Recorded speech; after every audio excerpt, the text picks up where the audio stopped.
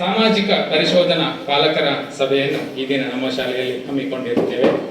ಈ ಕಾರ್ಯಕ್ರಮದ ಸಭಾ ವೇದಿಕೆಗೆ ಸಾಮಾಜಿಕ ಪರಿಶೋಧನಾ ತಂಡದ ಮಾರ್ಗದರ್ಶಿ ಅಧಿಕಾರಿಗಳು, ಸದಸ್ಯರು, ಎಸ್ಟಿಎಂಸಿ ಅಧ್ಯಕ್ಷರು, ಉಪಾಧ್ಯಕ್ಷರು, ಸದಸ್ಯರುಗಳು, ಶಾಲೆಯ ಮುಖ್ಯ ಶಿಕ್ಷಕರು ಬರಬೇಕಾಗಿ ವಿನಂತಿಸಿಕೊಳ್ತಾ ಇದ್ದೇನೆ.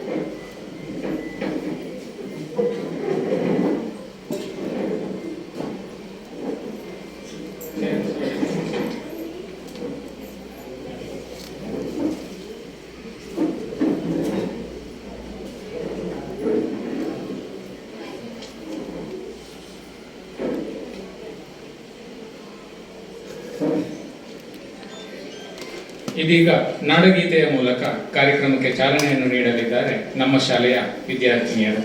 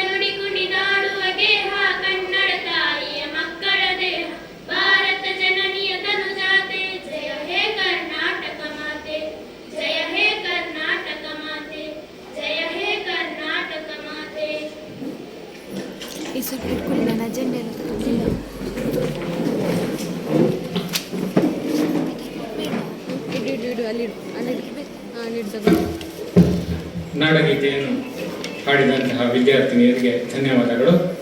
ಈ ಕಾರ್ಯಕ್ರಮವನ್ನು ಚಂದಗಾಣಿಸಲು ಬಂದಂತಹ ಮಹನೀಯರನ್ನು ತುಂಬು ಹೃದಯದಿಂದ ಸ್ವಾಗತಿಸಲು ಬರುತ್ತಿದ್ದಾರೆ ನಮ್ಮ ಶಾಲೆಯ ಮುಖ್ಯ ಶಿಕ್ಷಕರು.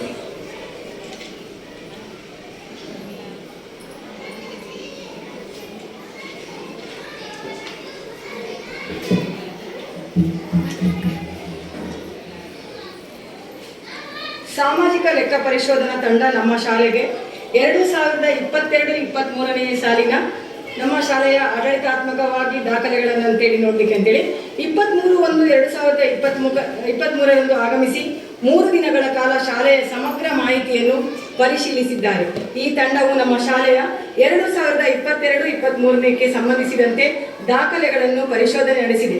ಮುಂದುವರೆದು ಸುಮಾರು 50 ಪೋಷಕರೊಡನೆ ಸಂವಾದ ಮತ್ತು ನಮ್ಮ ಶಾಲಾ ಮಕ್ಕಳ ಜೊತೆ ಕೂಡ ಮಾಹಿತಿ ಸಂಗ್ರಹಣೆ ಮಾಡಿರುತ್ತಾರೆ. ಇದೀಗ ಕೊನೆಯ ಹಂತವಾದ ಪೋಷಕರೊಡನೆ ಸಂವಾದ ಕಾರ್ಯಕ್ರಮದಲ್ಲಿ ನಾವಿದ್ದೇವೆ. ಇದರ ಸಭಾಧ್ಯಕ್ಷತೆಯನ್ನು ತಂಡದ ಮುಖ್ಯಸ್ಥ ನೋಡಲ್ ಅಧಿಕಾರಿಯಾದ ಸಮಾಜ ಕಲ್ಯಾಣ ಇಲಾಖೆ ಧನಂಜಯ ಅವರು ವಹಿಸಿಕೊಂಡಿರ್ತಾರೆ. ಅವರಿಗೆ ನಮ್ಮ ಶಾಲಾ ಪರವಾಗಿ, ನಿಮ್ಮೆಲ್ಲರ ಪರವಾಗಿ ಆರ್ಥಿಕವಾಗಿ ಸ್ವಾಗತ ನೀಡ್ತಾ ಇದ್ದೇನೆ. ಅವರಿಗೆ ನಮ್ಮ ಶಾಲಾ STMC ಅಧ್ಯಕ್ಷರು ಸ್ಮರಣಿಕೆ ನೀಡಿ ಗೌರವಿಸಬೇಕು ಎಂದು ಕೇಳಿಕೊಳ್ತಾ ಇದ್ದೇನೆ.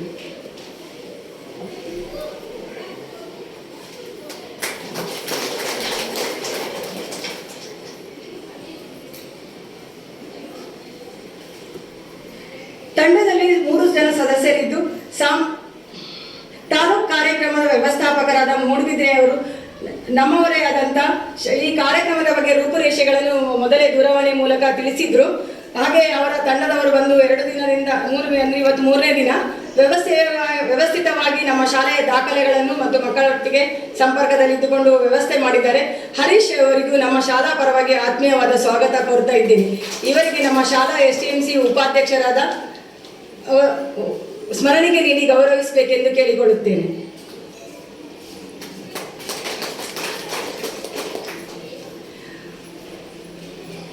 ಮೂರು ದಿನದಿಂದ ನಮ್ಮೊಂದಿಗೆ ಬೆಳಿಗ್ಗೆ ಬೇಗ ಬಂದಿದ್ದಾರೆ. ಶಿಕ್ಷಕರು ಬರುವ ಹೊತ್ತಿಗೆ ಬಂದಿದ್ದಾರೆ. ಕುಮಾರಿ ಪವಿತ್ರ ಮತ್ತು ಶ್ರೀಮತಿ ಶ್ವೇತಾ ಇವರಿಗೂ ಸಹ ನಮ್ಮ ಶಾಲಾ ಪರವಾಗಿ, ವಿದ್ಯಾರ್ಥಿಗಳ ಪರವಾಗಿ, ಪೋಷಕರ ಪರವಾಗಿ ಆತ್ಮೀಯವಾಗಿ ಸ್ವಾಗತ ಕೋರ್ತಾ ಇದ್ದೇನೆ. ಇವರಿಗೂ ನಮ್ಮ STMC ಸದಸ್ಯರಾದ ಜಾನಕಿ ಅವರು ಸ್ಮರಣಿಕೆ ನೀಡಿ ಗೌರವಿಸಬೇಕು ಎಂದು ಕೇಳಿಕೊಳ್ತೇನೆ.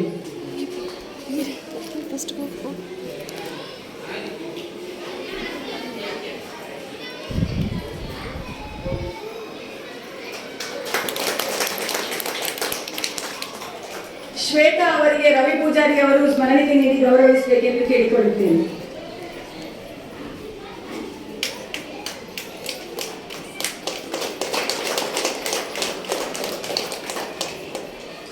ನಮ್ಮ ಎಲ್ಲ ಕೆಲಸ ಕಾರ್ಯಗಳನ್ನು ಬದಿಗೊತ್ತಿ ಇವತ್ತು ಬಂದಿರುವಂತಹ ನಮ್ಮ STMC ಅಧ್ಯಕ್ಷರು ಅವರಿಗೂ ನಮ್ಮ ಶಾಲಾ ಪರವಾಗಿ, ಪೋಷಕರ ಪರವಾಗಿ ಆತ್ಮೀಯವಾದ ಈ ಸಭೆಗೆ ಸ್ವಾಗತ ಕೋರ್ತಾ ಇದ್ದೇನೆ. ಹಾಗೆ STMC ಉಪಾಧ್ಯಕ್ಷರು ಮತ್ತು ಸರ್ವ ಸದಸ್ಯರುಗಳಿಗೂ ಆತ್ಮೀಯವಾದ ಸ್ವಾಗತ ಕೋರ್ತಾ ಇದ್ದೇನೆ. ಹಾಗೆ ಬಂದಿರುವಂತಹ ಪೋಷಕರು, ನಿಜವಾಗಲೂ ನಮಗೆ ಮಧ್ಯಾಹ್ನ ಮೇಲೆ ಟೈಮು ಅಂತ ಹೇಳುವಾಗ ನಾನು ಹರೀಶ್ ಸರ್ ಹತ್ರ ಹೇಳಿದ್ದೆ, ಸರ್ ನಮ್ಮಲ್ಲಿ ಯಾವಾಗಲೂ ಪೋಷಕರ ಸಭೆ ಬೆಳಿಗ್ಗೆ ಆಗೋದು, ಸ್ವಲ್ಪ ಬರುವುದು ಕಷ್ಟ ಅಂತ. ನಿಜವಾಗ್ಲೂ ಖುಷಿ ಆಗ್ತದೆ. ಅಂದರೆ ನೀವು ಇಷ್ಟು ಜನ ಬಂದಿದ್ದೀರಿ, ಇನ್ನೂ ಬರಬೇಕಿತ್ತು ನಮಗೆ. ನಮ್ಮ ಲೆಕ್ಕದಲ್ಲಿ 90ರಿಂದ 110, 112 ಜನ ಯಾವಾಗಲೂ ಪೋಷಕರ ಸಭೆಗೆ ಆಗಮಿಸ್ತಾರೆ ಸರ್. ಮಧ್ಯಾಹ್ನ ಆದ ಕಾರಣ ಇಷ್ಟು ಜನ ಬಂದು ಸಹಕರಿಸಿದ್ದೀರಿ. ಎಲ್ಲರಿಗೂ ಶಾಲಾ ಪರವಾಗಿ ಆತ್ಮೀಯವಾದ ಸ್ವಾಗತ ಕೋರ್ತಾ ಇದ್ದೇನೆ.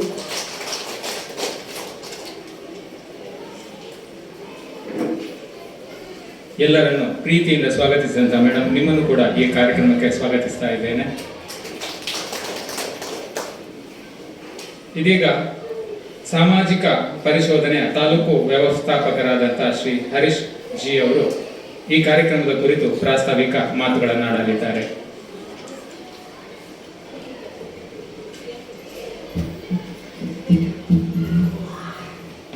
ಸರ್ಕಾರಿ ಉನ್ನತೀಕರಿಸಿದ ಹಿರಿಯ ಪ್ರಾಥಮಿಕ ಶಾಲೆ ನಿಟ್ಟಳೆ, ಈ ಒಂದು ಶಾಲೆಯಲ್ಲಿ ನಾವಿವತ್ತು ಸಾಮಾಜಿಕ ಪರಿಶೋಧನಾ ಪ್ರಕ್ರಿಯೆಯ ಅಂಗವಾಗಿ ಅಂತಿಮ ದಿನದಂದು ಒಂದು ಪೋಷಕರ ಸಭೆಯನ್ನು ಆಯೋಜನೆ ಮಾಡಿಕೊಂಡಿದ್ದೇವೆ.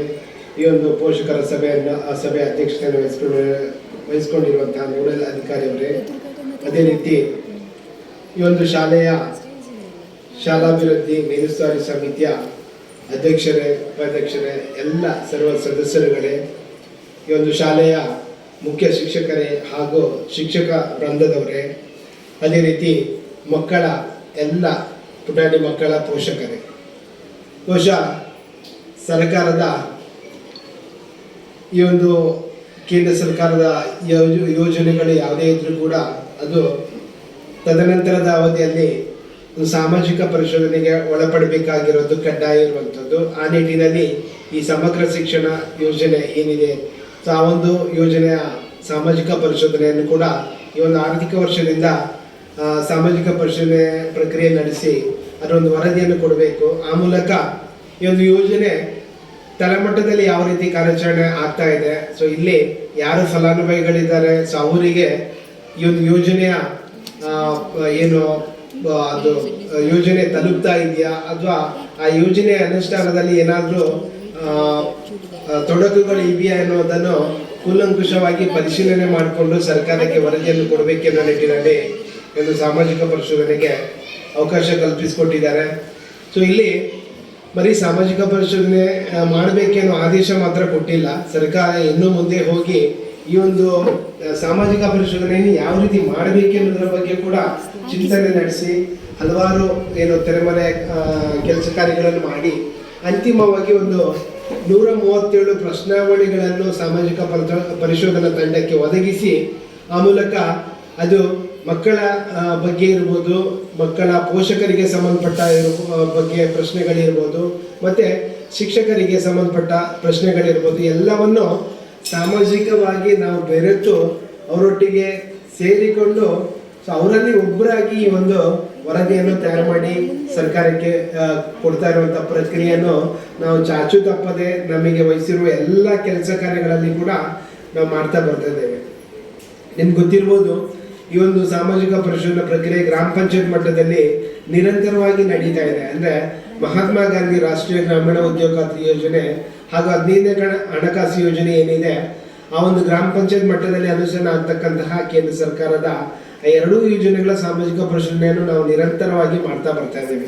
ಸೊ ಅದರೊಟ್ಟೊಟ್ಟಿಗೆ ಈ ಒಂದು ಆರ್ಥಿಕ ವರ್ಷದಲ್ಲಿ ಈ ಸಮಗ್ರ ಶಿಕ್ಷಣಕ್ಕೆ ಸಂಬಂಧಪಟ್ಟ ಹಾಗೆ ವರದಿಯನ್ನು ಕೊಡಬೇಕೆನ್ನುವ ಒಂದು ಆದೇಶ ಬಂದಿರೋದ್ರಿಂದ ಸೊ ನಾವು ಈ ಒಂದು ಪ್ರಕ್ರಿಯೆಯನ್ನು ತಾಲೂಕಿನ ಎಲ್ಲ ಗ್ರಾಮ ಪಂಚಾಯತ್ ವ್ಯಾಪ್ತಿಯಲ್ಲಿ ಆಯ್ದ 2 ಸರ್ಕಾರಿ ಶಾಲೆಗಳಲ್ಲಿ ಇದನ್ನು ನಡೆಸ್ಕೊಂಡು ಬರ್ತಾ ಇದ್ದೀವಿ. ಸೊ ಈ ಒಂದು ಶಾಲೆಯಲ್ಲಿ ಅಥವಾ ಈ ಒಂದು ಗ್ರಾಮ ಪಂಚಾಯತ್ ವ್ಯಾಪ್ತಿಯಲ್ಲಿ ಆ 2 ಶಾಲೆಗಳನ್ನು ನಿರಂತರವಾಗಿ ಇನ್ನು ಮುಂದೆ ಏನು ಆಡಿಟ್ ಮಾಡುವಂತ ಒಂದು ಪ್ರಕ್ರಿಯೆ ಆಗ್ತಾ ಬರುತ್ತೆ. ಸೊ ಇಲ್ಲಿ ಮುಖ್ಯವಾಗಿ ಯೋಜನೆ ಬಗ್ಗೆ ನಾವು ಏನು ತಿಳ್ಕೋಬೇಕು ಅಂತ ಹೇಳಿದ್ರೆ, ಈ ಯೋಜನೆ ನಿರ್ದಿಷ್ಟವಾಗಿ 2018ಕ್ಕೆ ಇದನ್ನೊಂದು ಸಮಗ್ರವಾದ ರೂಪವನ್ನು ತಂದು ಇದನ್ನು ಮತ್ತೆ ಅನುಷ್ಠಾನಕ್ಕೆ ತಂದಿದ್ದಾರೆ. ಈ ಹಿಂದೆ ಅದು ಆಲ್ರೆಡಿ ಜಾರಿಯಲ್ಲಿ ಇತ್ತು. ಅಂದ್ರೆ ಸರ್ವ ಶಿಕ್ಷಾ ಅಭಿಯಾನ ಮತ್ತು ರಾಷ್ಟ್ರೀಯ ಮಾಧ್ಯಮಿಕ ಶಿಕ್ಷಾ ಅಭಿಯಾನ, ಶಿಕ್ಷಕರ ಶಿಕ್ಷಣ, ಟೀಚರ್ಸ್ ಎಜುಕೇಶನ್, ಎಲ್ಲ ಹೆಸರುಗಳಿಂದ ಈ ಯೋಜನೆ ಕರೆಯಲ್ಪಡ್ತಾ ಇತ್ತು. 2018ಕ್ಕೆ ಕೇಂದ್ರ ಸರ್ಕಾರ ಮತ್ತೊಂದು ಇದಕ್ಕೆ ಸಮಗ್ರವಾದ ರೂಪವನ್ನು ಕೊಟ್ಟು ಸೊ ಅಲ್ಲಿಂದ ಈಚೆಗೆ ಅದನ್ನು ಸಮಗ್ರ ಶಿಕ್ಷಾ ಅಭಿಯಾನ ಯೋಜನೆ ಅಂತ ಅದನ್ನು ನಾಮಕರಣ ಮಾಡಿಕೊಂಡು ನಮ್ಮ ಕರ್ನಾಟಕ ರಾಜ್ಯಕ್ಕೆ ಬಂದಾಗ ಸಮಗ್ರ ಶಿಕ್ಷಣ ಕರ್ನಾಟಕ ಯೋಜನೆ ಅಂತ ಅದನ್ನು ಕರೆಯಲ್ಪಡ್ತಾ ಇದೆ.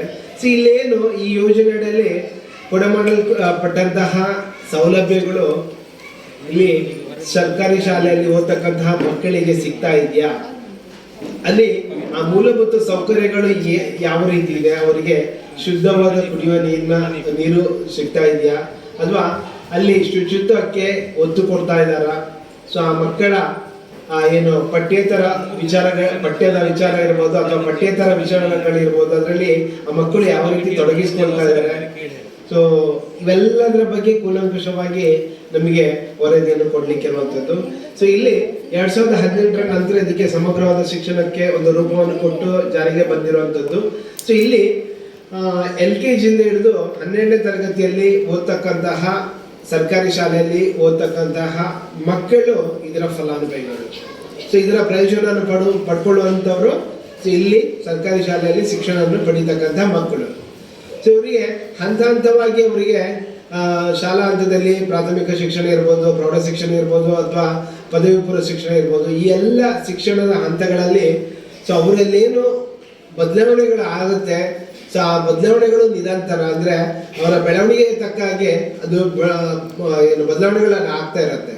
ಸೊ ಅದನ್ನು ಗುರುತಿಸುವಂಥ ಪ್ರಯತ್ನ ನಮ್ಮ ಸರ್ಕಾರಿ ಶಾಲೆಗಳಲ್ಲಿ ಆಗಬೇಕು. ಅವರಲ್ಲಿ ಏನಾದರೂ ವಿಶೇಷ ಆಸಕ್ತಿಗಳು ಕಂಡುಕೊಂಡಾಗ ಸೊ ಅಂತಹ ಒಂದು ಚಟುವಟಿಕೆಗಳಿಗೆ ಮತ್ತಷ್ಟು ಉತ್ತೇಜನ ಕೊಟ್ಟು ಅವರ ಒಂದು ವೃತ್ತಿ ಜೀವನಕ್ಕೆ ಅದು ಮುಂದೆ ಅನುಕೂಲ ಆಗುವ ರೀತಿಯಲ್ಲಿ ಅವರಿಗೆ ಶಿಕ್ಷಣ ಪೂರೈಸುವುದು ಕೂಡ ಒಂದು ಭಾಗವಾಗಿರುತ್ತೆ.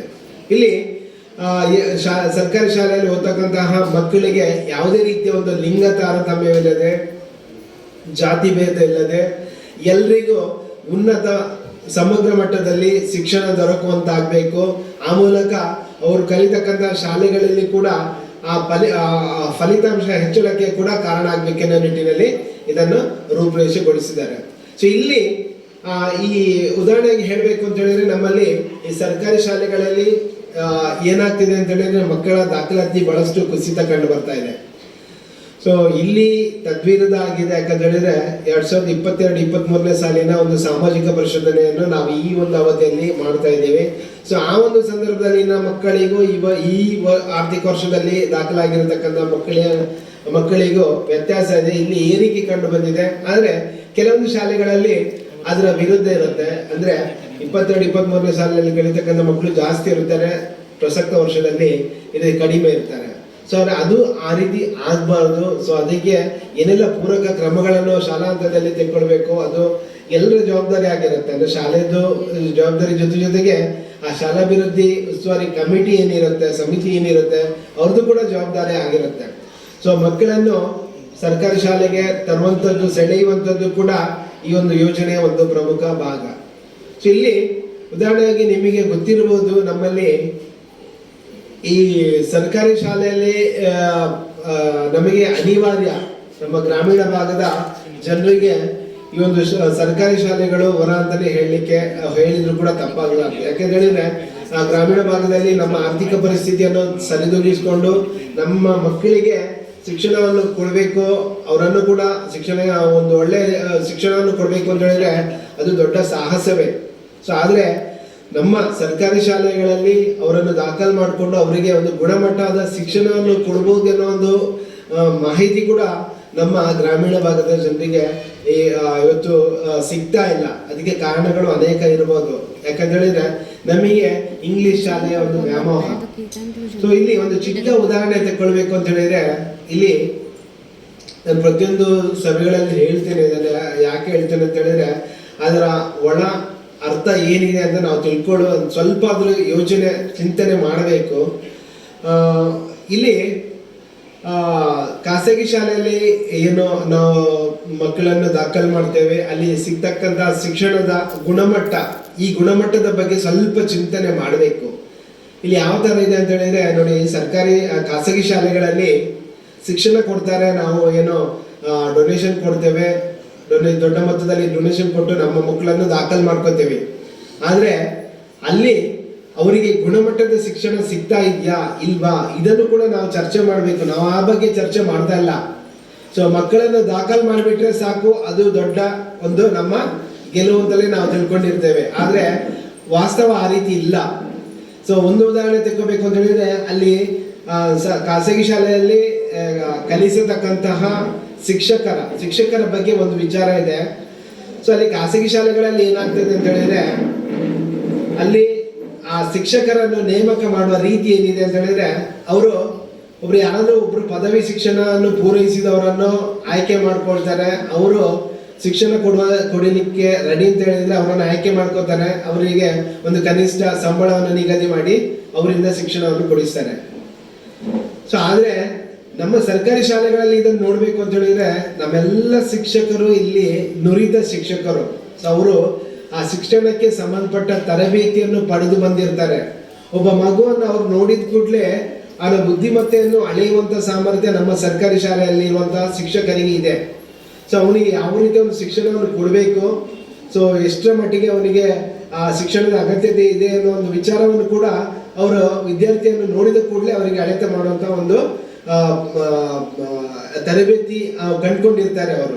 ಆದ್ರೆ ಸೊ ನಾವು ಖಾಸಗಿ ಶಾಲೆಗಳಿಗೆ ಹೋಲಿಸಿದ್ರೆ ಅಲ್ಲಿ ಅವರು ಬರೀ ಒಂದು ಪದವಿ ಶಿಕ್ಷಣವನ್ನು ಪೂರೈಕೆ ಮಾಡಿಕೊಂಡು ನಮ್ಮ ಮಕ್ಕಳಿಗೆ ಶಾಲೆಯನ್ನು ತರಗತಿಗಳನ್ನು ಅಂದ್ರೆ ಶಿಕ್ಷಣವನ್ನು ಕೊಡ್ತಾ ಇದ್ದಾರೆ. ಸೊ ನಾವು ಅಲ್ಲಿ ಎಷ್ಟು ಮಟ್ಟದ ಗುಣಮಟ್ಟದ ಶಿಕ್ಷಣವನ್ನು ನಿರೀಕ್ಷೆ ಮಾಡ್ಬೋದು ಅಂತ ನಾವು ಒಮ್ಮೆ ಯೋಚನೆ ಮಾಡಬೇಕು. ಯಾಕಂತ ಹೇಳಿದ್ರೆ ನಮಗೆ ಯಾವಾಗಲೂ ಹತ್ತಿರ ಇದ್ದದ್ದು ನಮಗೆ ಯಾವುದು ಕಣ್ಣಿಗೆ ಕಾಣಲ್ಲ.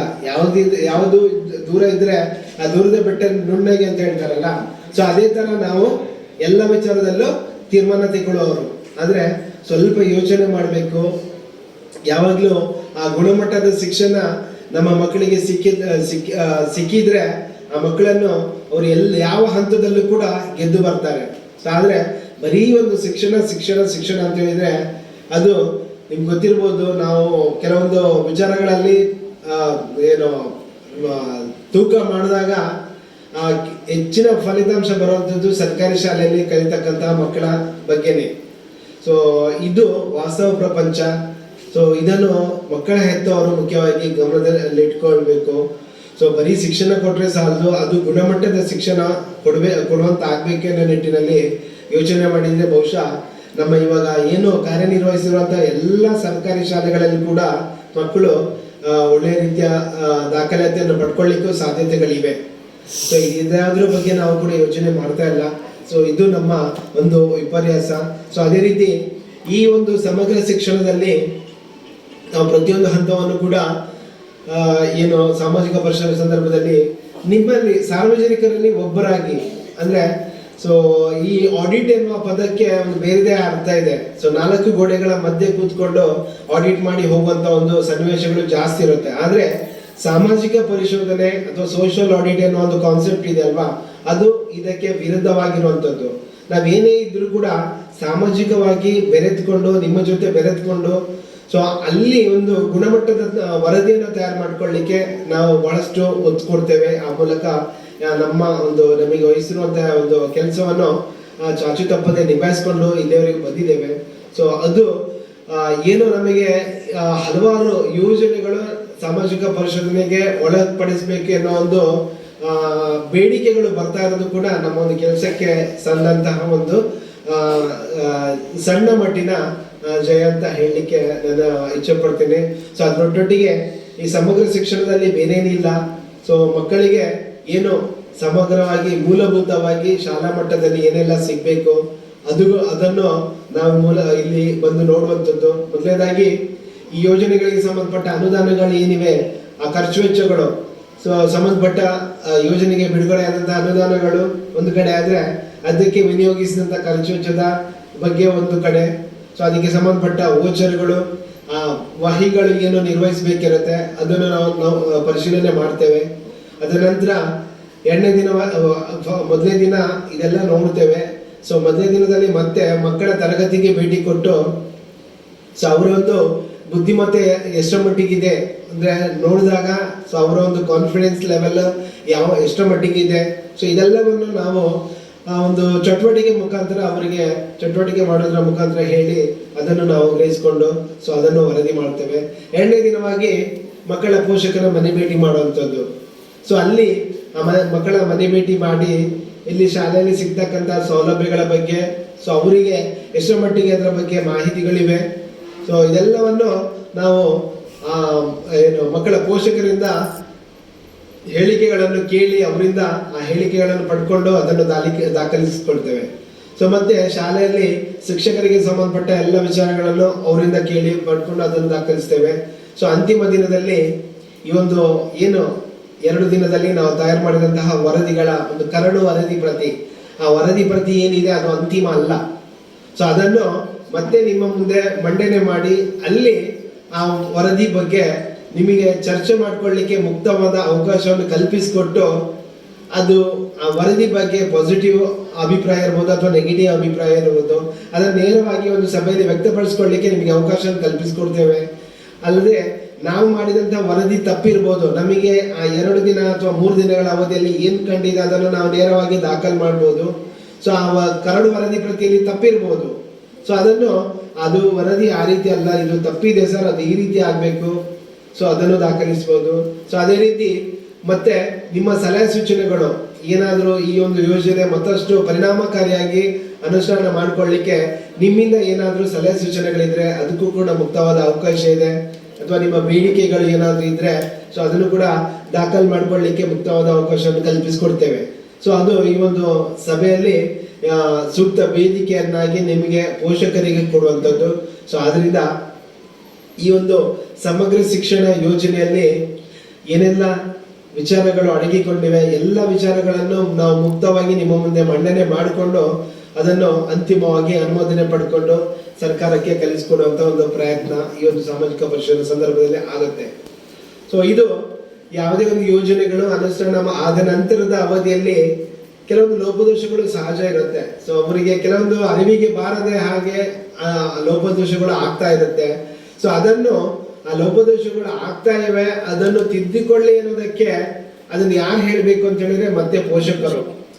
ಸೊ ಸಂಬಂಧಪಟ್ಟ ಪೋಷಕರು ಅದನ್ನು ತಿದ್ದಿ ಹೇಳಿದಾಗ ಸೊ ಮತ್ತೆ ಅನುಷ್ಠಾನ ಮಾಡಿಕೊಳ್ಳುವಲ್ಲಿ ಸೊ ಶಾಲಾ ಆಡಳಿತ ಮಂಡಳಿಗೆ ಅನುಕೂಲ ಆಗುತ್ತೆ. ಅವರು ಆಗ್ತಕ್ಕಂತಹ ಲೋಪಗಳನ್ನು ತಿದ್ದಿಕೊಂಡು ಮುಂದೆ ಅಂತಹ ಲೋಪಗಳು ಆಗದಾಗೆ ಕ್ರಮ ವಹಿಸ್ಕೊಳ್ಳಿಕ್ಕೆ ಅವರಿಗೂ ಒಂದು ಅವಕಾಶ ಸಿಕ್ಕಾಗುತ್ತೆ.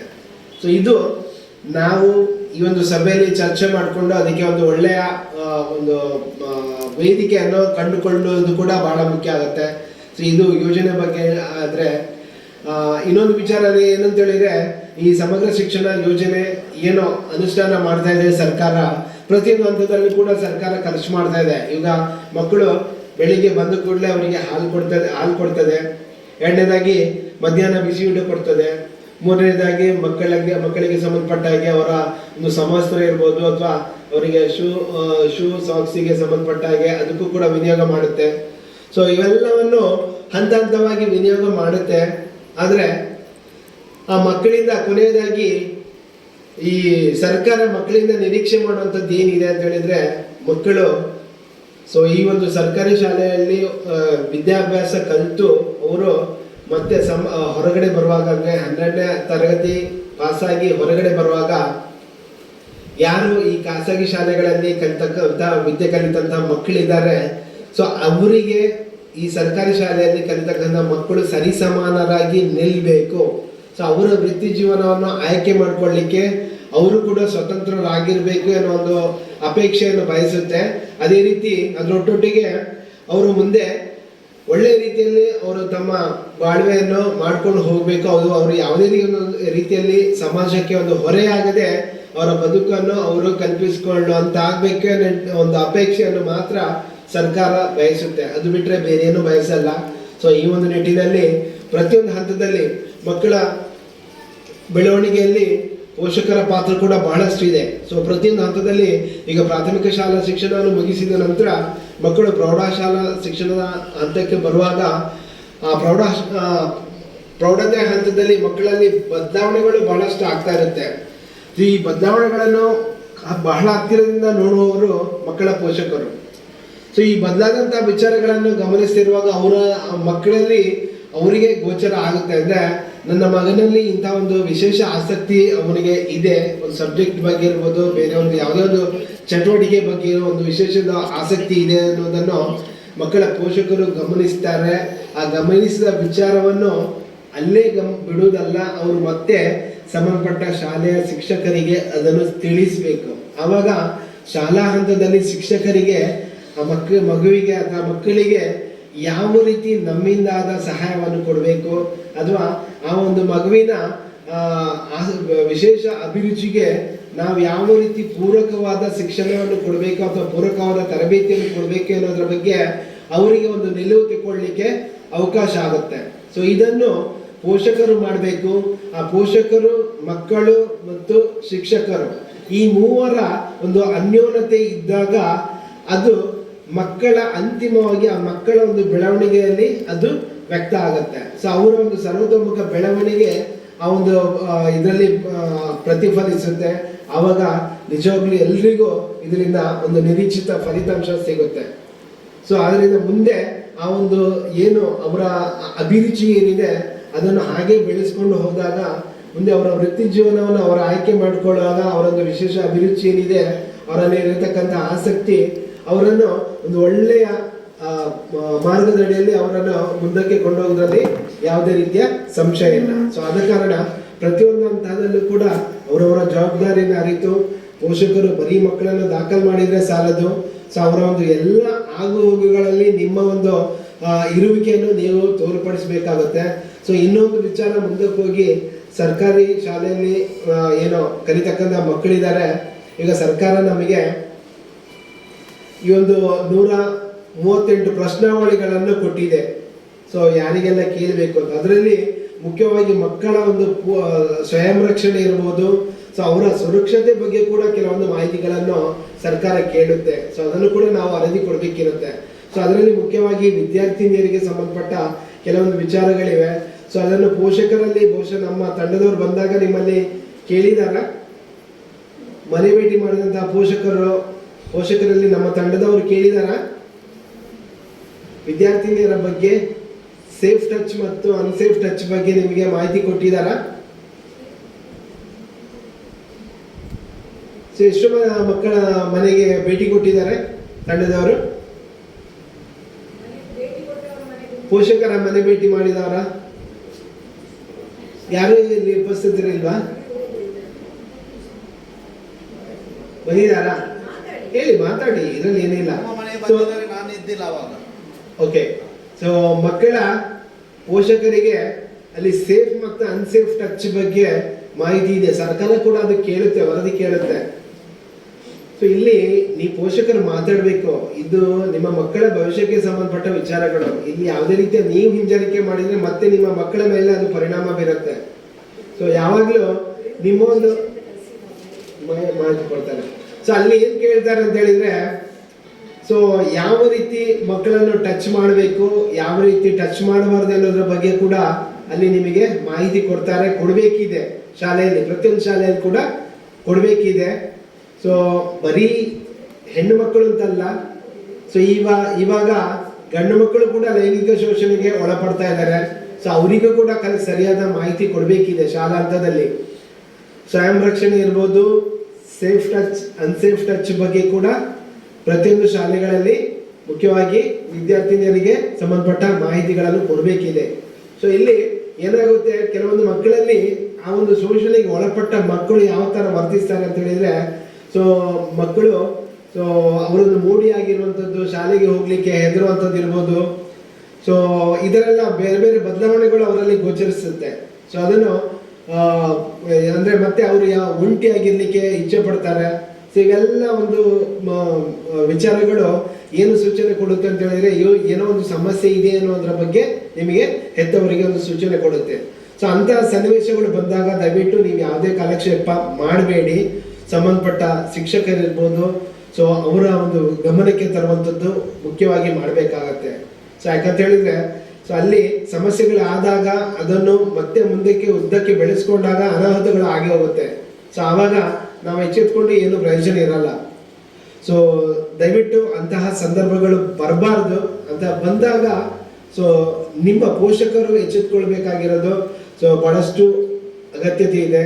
ಸೊ ಅದರ ಬಗ್ಗೆ ಮಾಹಿತಿಗಳು ನೀವು ತಿಳ್ಕೋಬೇಕು. ತಿಳ್ಕೊಳ್ಳದೆ ಹೋದ್ರೆ ನಿಮಗೂ ಗೊತ್ತಾಗಲ್ಲ ಯಾವ ರೀತಿ ಸ್ಪಂದನೆ ಕೊಡಬೇಕು ಅನ್ನೋದ್ರ ಬಗ್ಗೆ. ಸೊ ಅದರಿಂದ ಸೊ ಸರ್ಕಾರ ಅಷ್ಟರ ಮಟ್ಟಿಗೆ ಮಕ್ಕಳ ಬಗ್ಗೆ ಕಾಳಜಿ ವಹಿಸ್ತಾ ಇದೆ. ಸೊ ಅದನ್ನು ಕೂಡ ಒಂದು ವರದಿಯಲ್ಲಿ ಒಂದು ಭಾಗವಾಗಿ ಕೇಳ್ತಾ ಇದೆ.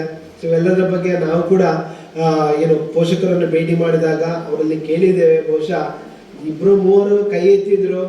ಸೊ ನಿಮಗೆ ಕೇಳಿದಾರಾ ಮಕ್ಕಳಲ್ಲಿ ಅದ್ರ ಬಗ್ಗೆ ಕೇಳಿದಾರಾ?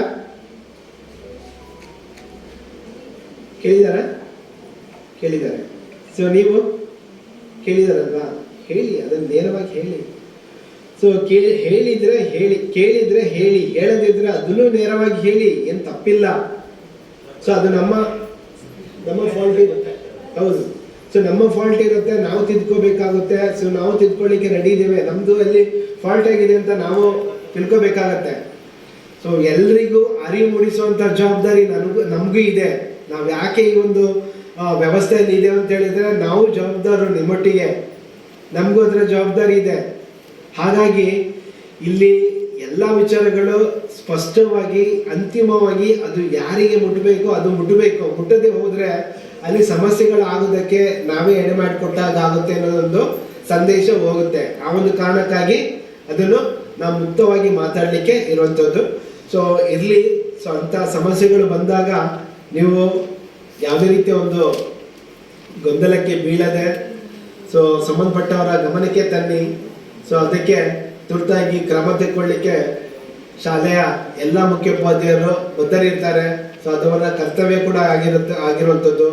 ಸೊ ಈ ಒಂದು ಇಂತಹ ಸನ್ನಿವೇಶಗಳು ಆದಾಗ ಸಾರ್ವಜನಿಕರಾಗಿ ನಾವು ಒಂದು ಸ್ವಯಂಕೃತವಾಗಿ ಅಂದರೆ ನಮ್ಮನ್ನು ನಾವು ಅದರಲ್ಲಿ ತೊಡಗಿಸ್ಕೊಂಡು ಅದು ಏನೋ ಒಂದು ವರದಿ ಕೊಡುವಂಥದ್ದು ಇರ್ಬೋದು ಅಥವಾ ದೂರು ಕೊಡುವಂಥದ್ದು ಇರ್ಬೋದು.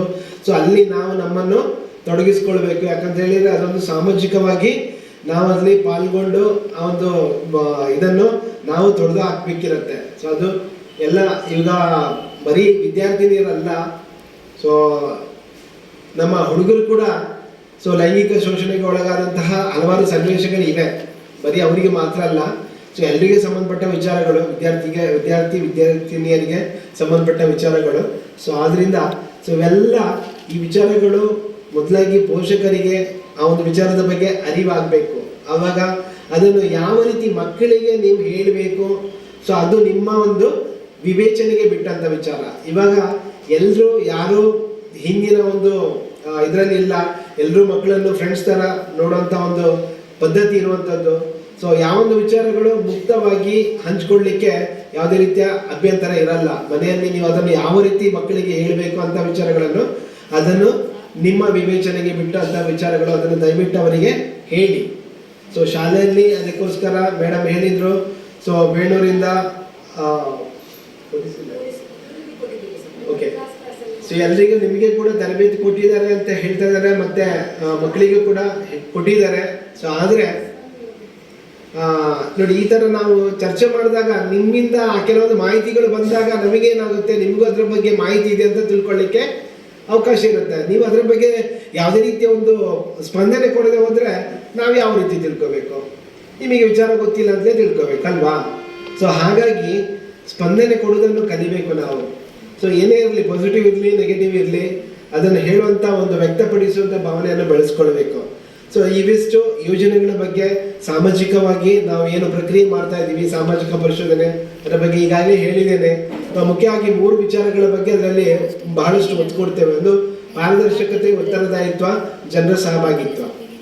ಇಲ್ಲಿ ಪಾರದರ್ಶಕತೆ ಅಂತ ಹೇಳಿದ್ರೆ ಏನಿಲ್ಲ, ವಿದೌಟ್ ಫಿಲ್ಟರ್ ಏನಿದೆ ಶಾಲೆಯಲ್ಲಿ ಏನು ಆಗಿದೆ ಅದನ್ನು ಯಥಾವತ್ತಾಗಿ ನಿಮ್ಮ ಮುಂದಿಡುವಂಥ ಒಂದು ಪ್ರಯತ್ನ. ಅದು ಶಾಲೆಯಲ್ಲಿ ಇರ್ಬೋದು, ಗ್ರಾಮ ಪಂಚಾಯತ್ ವ್ಯಾಪ್ತಿಯಲ್ಲಿ ಇರ್ಬೋದು, ಸೊ ಎಲ್ಲಿ ಇರ್ಬೋದು, ಅದನ್ನು ನೇರವಾಗಿ ಪಾರದರ್ಶಕತೆಗೆ ಬಹಳಷ್ಟು ಒತ್ತು ಕೊಟ್ಟು ಈ ಒಂದು ಕಾರ್ಯವನ್ನು ನಾವು ಮಾಡ್ತಾ ಬರ್ತಾ ಇದ್ದೇವೆ. ಸೊ ಇಲ್ಲಿ ನಾವು ವರದಿಗಳನ್ನು ತಯಾರು ಮಾಡಬೇಕು ಅಂತ ಹೇಳಿದರೆ ನಿಮ್ಮಲ್ಲಿ ಒಬ್ಬರಾಗಿ ವರದಿಯನ್ನು ತಯಾರು ಮಾಡುವಂಥದ್ದು. ಬರೀ 4 ಗೋಡೆ ಮಧ್ಯೆ ಕೂತ್ಕೊಂಡು ಏನು ಸಂಬಂಧಪಟ್ಟ ಕ್ಷೇತ್ರಗಳಿಗೆ ಭೇಟಿ ಕೊಡದೆ ನಾವು ವರದಿಯನ್ನು ತಯಾರು ಮಾಡ್ತಾ ಇಲ್ಲ. 100% ಭೇಟಿ ಕೊಟ್ಟು ಸ್ಥಳಗಳಿಗೆ, ಕಾರ್ಯಕ್ಷೇತ್ರಗಳಿಗೆ ಭೇಟಿ ಕೊಟ್ಟು ಈ ಒಂದು ವರದಿಯನ್ನು ತಯಾರು ಮಾಡುವಂಥದ್ದು. ಉತ್ತರದಾಯಿತ್ವ, ಶಾಲೆಯಲ್ಲಿ ಸಂಬಂಧಪಟ್ಟ ಹಾಗೆ ಶಿಕ್ಷಣಕ್ಕೆ ಸಂಬಂಧಪಟ್ಟ ಹಾಗೆ ಶಾಲಾ ಮುಖ್ಯೋಪಾಧ್ಯಾಯರು ಉತ್ತರದಾಯಿತ್ವವನ್ನು ಹೊಂದಿರ್ತಾರೆ. ಅದೇ ರೀತಿ ಸಾಮಾಜಿಕ ಪರಿಶೀಲನೆ ಬಗ್ಗೆ ಉತ್ತರದಾಯಿತ್ವವನ್ನು ತಾಲೂಕು ಕಾರ್ಯಕ್ರಮ ವ್ಯವಸ್ಥಾಪಕನಾಗಿ ನಾನು ಹೊತ್ಕೊಂಡಿದ್ದೇನೆ. ಸೊ ನಾನು ಏನೇ ಒಂದು ಏನು ಪರ ವಿರೋಧ ಹೇಳಿಕೆಗಳು ಬಂದಾಗಲೂ ಕೂಡ ಅದಕ್ಕೆ ಸಂಬಂಧಪಟ್ಟ ಮಾಹಿತಿಯನ್ನು ನಾನು ಒದಗಿಸಬೇಕಾಗುತ್ತೆ. ಸೊ ಇನ್ನು 3ನೇದು ಜನರ ಸಹಭಾಗಿತ್ವ. ಸೊ ಜನರ ಸಹಭಾಗಿತ್ವ ಅಂತ ಹೇಳಿದ್ರೆ ಮತ್ತೆ ನಿಮ್ಮಲ್ಲಿಗೆ ಏನಿಲ್ಲ, ಸೊ ನಿಮ್ಮ ಒಂದು ಜವಾಬ್ದಾರಿ ಏನಿದೆ, ಸೊ ನಿಮ್ಮ ಹಂತವಾಗಿ ಶಾಲಾ ಹಂತದಲ್ಲಿ ಇರ್ಬೋದು ಅಥವಾ ಗ್ರಾಮ ಪಂಚಾಯತ್ ಮಟ್ಟದಲ್ಲಿ ಇರ್ಬೋದು, ಎಲ್ಲೇ ಇರ್ಬೋದು, ಸೊ ನಿಮ್ಮ ಜವಾಬ್ದಾರಿ ಏನಿದೆ ಅದನ್ನು ಸೂಕ್ತವಾಗಿ ನಾವು ನಿರ್ವಹಿಸ್ತಿದ್ದೇವಾ? ಸೊ ಶಾಲೆಯಲ್ಲಿ ಇರ್ಬೋದು, ಶಾಲೆಯಲ್ಲಿ ಮಕ್ಕಳ ಬಗ್ಗೆ ಏನೇ ಒಂದು ಆದರೂ ಅದರಲ್ಲಿ ಸಮಸ್ಯೆಗಳು ಆಗ್ತಾ ಇದೆ ಅಂತ ಹೇಳಿದ್ರೆ ನಾವು ಅದನ್ನು ಆ ಸಮಸ್ಯೆಗಳು ಆಗ್ತಾ ಇದ್ದೇವೆ ಅಂತ ಹೇಳೋದನ್ನು ನಾವು ಹೇಳಲಿಕ್ಕೆ ನಮ್ಮಲ್ಲಿ ಯಾವುದೇ ರೀತಿಯ ಹಿಂಜರಿಕೆ ಬರಬಾರ್ದು. ಸೊ ಯಾಕೆಂತ ಹೇಳಿದ್ರೆ ಅಲ್ಲಿ ಸಮಸ್ಯೆ ಆಗ್ತಾ ಇದೆ ಅಂತ ಹೇಳಿದ್ರೆ ಮಾತ್ರ ಆ ಸಮಸ್ಯೆಗೆ ಒಂದು ಉತ್ತರ ಸಿಗುತ್ತೆ. ಇಲ್ಲ ಅಂತ ಹೇಳಿದ್ರೆ ಅದು ಸಮಸ್ಯೆ ಆಗಿ ಹೋಗ್ತಾನೆ ಇರುತ್ತೆ ಅಲ್ವಾ? ಸೊ ನಾವು ಮಾತಾಡದಿದ್ರೆ, ಪೋಷಕರು ಅಥವಾ ಗ್ರಾಮಸ್ಥರು ಮಾತಾಡದಿದ್ರೆ ಯಾರು ಮಾತಾಡ್ತಾರೆ? ಸೊ ಯಾರು ಮಾತಾಡಲ್ಲ.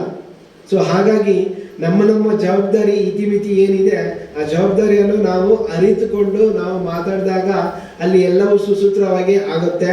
ಮತ್ತು ಎಲ್ಲ ಒಂದು ಯೋಜನೆ ಇರ್ಬೋದು ಅಥವಾ ಯಾವುದೇ ಒಂದು ಹಮ್ಮಿಕೊಂಡಂತಹ ಕಾರ್ಯಕ್ರಮಗಳಿರ್ಬೋದು, ಅದು ಯಶಸ್ಸು ಕಾಣೋದ್ರಲ್ಲಿ 2 ಮಾತಿಲ್ಲ. ಸೊ ಹಾಗಾಗಿ ಆ ಜವಾಬ್ದಾರಿ ಹಂಚಿಕೆ, ಭಾಗವಹಿಸುವಿಕೆ ಏನಿದೆ ಅಲ್ವಾ, ಸೊ ಅದೆಲ್ಲವೂ ಬಹಳಷ್ಟು ಒಂದು ಪ್ರಮುಖ ಆಗಿರುವಂತಹ ಒಂದು ಅಂಶ. ಸೊ ಇಲ್ಲಿ ಇವತ್ತು ಒಂದು ಸಭೆ ಆಯೋಜನೆ ಆಗಿದೆ. ಆ ಸಭೆ ಆಯೋಜನೆ ಆಗಿರೋ ಬಗ್ಗೆ, ಸಮಗ್ರ ಶಿಕ್ಷಣ ಯೋಜನೆ ಬಗ್ಗೆ ಒಂದು ಸಭೆ ಆಗಿದೆ, ಇಲ್ಲಿ ಇಂಥ ವಿಚಾರಗಳು ಪ್ರಸ್ತಾಪ ಆಗಿದೆ ಅನ್ನೋದ್ರ ಬಗ್ಗೆ ನಿಮಗೆ ಒಂದು ಮಾಹಿತಿ ಸಿಕ್ಕಿದ್ರೆ ನೀವು ಇಲ್ಲಿ ಭಾಗವಹಿಸಿದ್ದಕ್ಕೆ ಮತ್ತು ನಿಮ್ಮನ್ನು ನೀವು ತೊಡಗಿಸ್ಕೊಂಡಕ್ಕೆ ಮಾತ್ರ ನಿಮಗೆ ಅದು ಗೊತ್ತಿರುತ್ತೆ. ಇಲ್ಲದೆ ಹೋದರೆ ನಿಮ್ಗೆ ಆ ಮಾಹಿತಿ ಯಾವಾಗೂ ಸಿಗೋದಿಲ್ಲ. ಸೊ ಹಾಗಾಗಿ ಸೊ ಸಭೆಗಳು ಯಾವುದೇ ಇರ್ಬೋದು, ಸೊ ಇಲ್ಲಿ ಏನಾಗ್ತದೆ ಅಂತ ಹೇಳಿದ್ರೆ ಮತ್ತೊಂದು ವ್ಯವಸ್ಥೆ ಇದೆ. ಸೊ ಸಭೆಗಳು ಆಯೋಜನೆ ಆಗ್ತದೆ, ಸರ್ಕಾರ ನೇರವಾಗಿ ಈ ಯೋಜನೆಗಳ ಒಂದು ವರದಿಯನ್ನು ತೆಗೆದುಕೊಳ್ಳಲಿಕ್ಕೆ ಸಾಧ್ಯತೆ ಆಗಲ್ಲ. ಸೊ ಅದನ್ನು ಹಂತವಾಗಿ ಯಾವ ರೀತಿ ವರದಿ ತೆಗೋಬೇಕೋ ಅದೇ ರೀತಿ ತೆಗೋಬೇಕಾಗತ್ತೆ. ಸೊ ಅಲ್ಲಿ ಆ ಸಭೆಗೆ ಸಂಬಂಧಪಟ್ಟ ಹಾಗೆ ಸಭೆಗಳನ್ನು ಆಯೋಜನೆ ಮಾಡಿದಾಗ ಅಲ್ಲಿ ಭಾಗವಹಿಸುವವರ ಸಂಖ್ಯೆ ಬಹಳಷ್ಟು ಕಡಿಮೆ ಇದ್ದಾಗ ಅಲ್ಲಿ ಏನಾಗುತ್ತೆ, ನಾವು ಬೇರೊಂದು ರೀತಿಯ ವರದಿ ಕೊಟ್ಟಾಗ ಆಗುತ್ತೆ. ಸೊ ನಮ್ಮಲ್ಲಿ ಇವಾಗ ಏನಾಗ್ತಿದೆ, ನಮಗೆ ಸರ್ಕಾರದ ಪ್ರತಿಯೊಂದು ಯೋಜನೆಗಳು ಬೇಕು, ಆದರೆ ಆ ಯೋಜನೆಗಳಿಗೆ ಸಂಬಂಧಪಟ್ಟ ಹಾಗೆ ಸಭೆಗಳನ್ನು ಆಯೋಜನೆ ಮಾಡಿದಾಗ ಅಲ್ಲಿ ನಮಗೆ ಭಾಗವಹಿಸ್ಲಿಕ್ಕೆ ಬೇಡ. ಸೊ ಅಷ್ಟರ ಮಟ್ಟಿಗೆ ನಮ್ಮದು ಇವತ್ತಿನ ಪರಿಸ್ಥಿತಿ ಆ ರೀತಿ ಹೋಗಿದೆ. ಯಾಕಂದ್ರೆ ನಮ್ಮ ಗ್ರಾಮ ಪಂಚಾಯತ್ ಮಟ್ಟದಲ್ಲಿ ನಾವೇನು ಆಡಿಟ್ ಮಾಡ್ತಾ ಇದ್ದೀವಿ, ಅಲ್ಲಿ ಆ ಉದ್ಯೋಗ ಖಾತ್ರಿ ಯೋಜನೆ ಒಂದು ಉದಾಹರಣೆ ತಗೊಂಡ್ರೆ ನಮಗೆ ಒಂದು 100-150 ಫಲಾನುಭವಿಗಳು ಇರ್ತಾರೆ. ಅಂದ್ರೆ ವೈಯಕ್ತಿಕವಾಗಿ ಉದ್ಯೋಗ ಖಾತ್ರಿ ಯೋಜನೆಯ ಪ್ರಯೋಜನವನ್ನು ಪಡ್ಕೊಂಡವರು. ಸೊ ಅವರು ಆ ಸಭೆಗೆ ನಾವು ಆ 150 ಫಲಾನುಭವಿಗಳ ಮನೆ ಭೇಟಿಗೆ ಮಾಡಿ ಅಲ್ಲಿ ಅವರಿಗೆ ಒಂದು ಗ್ರಾಮ ಸಭೆ ಆಹ್ವಾನ ಪತ್ರಿಕೆ ಕೊಟ್ಟು ಬಂದಿರ್ತೇವೆ. ಇಂಥ ದಿನ ಒಂದು ಸಭೆ ಆಯೋಜನೆ ಆಗುತ್ತೆ, ಸೊ ಅಲ್ಲಿ ಬಂದು ನಿಮ್ಮ ಒಂದು ಏನು ಯೋಜನೆ ಬಗ್ಗೆ ಮತ್ತಷ್ಟು ಮಾಹಿತಿಗಳಿವೆ ಅದನ್ನು ಪಡ್ಕೊಳ್ಳಿ ಅಂತ ಹೇಳಿ ಬಂದಿರ್ತೇವೆ. ಆದರೆ ಅಲ್ಲಿ ಬರುವಂತವರ ಸಂಖ್ಯೆ ಒಂದು 50 ದಾಟಲ್ಲ. ಇದು ಇಂದಿನ ಪರಿಸ್ಥಿತಿ. ಹಾಗಾಗಿ ಜನರು ಎಷ್ಟು ಯೋಜನೆಗಳು ಜನರ ಮನೆ ಬಾಗಿಲಿಗೆ ತಲುಪ್ತಾ ಇದೆಯೋ, ಜನರು ಮತ್ತಷ್ಟು ಏನು ಭಾಗವಹಿಸಿಕೆಯನ್ನು ಕಡಿಮೆ ಮಾಡ್ತಾ ಇದ್ದಾರೆ. ಸೊ ಅದು ಆಗ್ಬಾರ್ದು. ಸೊ ಏನೋ ಒಂದು ದೇಶ ಇದ್ರೆ ಸೊ ನಮ್ಮ ಜವಾಬ್ದಾರಿಗಳನ್ನು ಅರಿತು ನಾವು ಅಂತಹ ಸಭೆಗಳಲ್ಲಿ ಭಾಗವಹಿಸಬೇಕು. ಸೊ ಇವತ್ತು ನೆಟ್ಟಡೆ ಶಾಲೆಯಲ್ಲಿ ನಾವು ಈ ಒಂದು ಪೋಷಕರ ಸಭೆಯನ್ನು ಆಯೋಜನೆ ಮಾಡ್ಕೊಂಡಿದ್ದೇವೆ. ಸೊ ಕಳೆದ 3 ದಿನಗಳಿಂದ ಏನು ಸಾಮಾಜಿಕ ಪರಿಶೀಲನೆ ಬಗ್ಗೆ ವರದಿಯನ್ನು ತಯಾರು ಮಾಡಿದ್ದೇವೆ. ಮುಂದಿನ ಹಂತದಲ್ಲಿ ಅದು ವರದಿ ಮಂಡನೆ ಆಗುತ್ತೆ.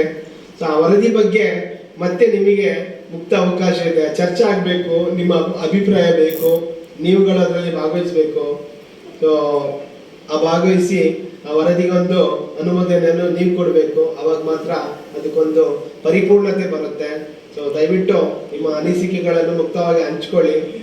ಮತ್ತೆ ಈ ಒಂದು ಸಭೆಯಲ್ಲಿ ನನಗೆ ಯೋಜನೆ ಬಗ್ಗೆ ಹಾಗೂ ಸಾಮಾಜಿಕ ಪರಿಶೋಧನೆ ಬಗ್ಗೆ 1-2 ಮಾತುಗಳನ್ನು ಹೇಳಲಿಕ್ಕೆ ನನಗೆ ಅವಕಾಶ ಕಲ್ಪಿಸಿಕೊಟ್ಟಿದ್ದೀರಾ. ಸೊ ನಿಮ್ಮೆಲ್ಲರನ್ನು ಮತ್ತೊಮ್ಮೆ ವಂದಿಸ್ತಾ ನನ್ನ ಈ ಮಾತುಗಳನ್ನು ಮುಗಿಸ್ತೇನೆ. ಜೈ ಹಿಂದ್.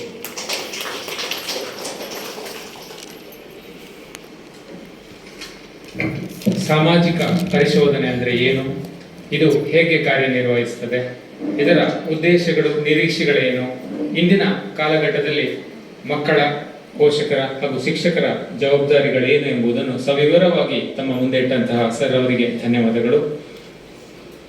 ಇದೀಗ ಸಮಗ್ರ ಶಿಕ್ಷಣ ಕರ್ನಾಟಕ ಯೋಜನೆಯ ಸಾಮಾಜಿಕ ಪರಿಶೋಧನೆಯ ವರದಿಯನ್ನು ಮಂಡಿಸಲಿದ್ದಾರೆ ತಂಡದ ಕುಮಾರಿ ಪವಿತ್ರ ಅವರು.